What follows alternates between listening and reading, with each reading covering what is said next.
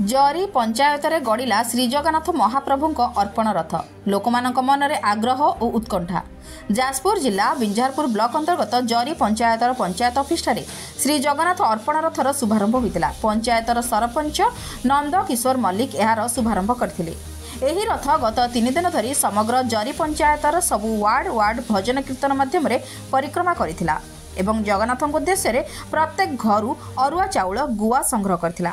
एही जगन्नाथ अर्पण रथ परिक्रमा कार्यक्रम में सरपंच नंद किशोर मल्लिक, पंचायतर बीजेडी सभापति उमेश चंद्र दास, समिति सभ्या अनुसुया मल्लिक, नायब सरपंच अन्नपूर्णा सामल, सुब्रत सामल, प्रमोद सामल, प्रद्युम्न कुमार पात्र, अरुण धल, राजेन्द्र सामल, युव नेता मानस मल्लिक समेत शताधिक जनसाधारण सामिल होते।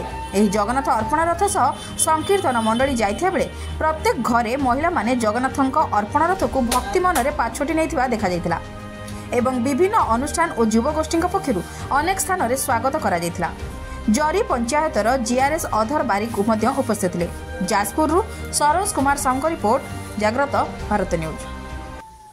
सभापति हिसाब से आपण ए विषय रथ जो बोलूँ से विषय कौन कह रथ जो बोलूँ देखुँ लोक भगवत प्रति विश्वास रोचे समस्ते भाव भाव रथ यात्रा सामिल कहे रथ जो चलुची से विषय कौन कह जरी पंचायत दीर्घ 3 दिन है सबुआड़े हरिनाम प्रकाश पाँच समस्त घर को ठाकुर जाऊँच जहाँकि आम मुख्यमंत्री जो चिंताधारा आज सारा ओडिशा रे चहल पड़ी प्रत्येक घर हरिनाम पुराऊँगी ठाकुर को डाकुचु आउ दीर्घ आयु यही रकम आम पंचायत समस्त मंगल रुहतु ठाकुर आशीर्वाद प्रभुकर आशीर्वाद आम मुख्यमंत्री देह पा भल आज जो आपण जरी पंचायत जो रथ बोलूँ केते दिन धरी चलो कौन कौन प्रोग्राम अच्छी से दीर्घ 3 दिन धरी आज शेष दिवस रथ बोलूँ महाप्रभु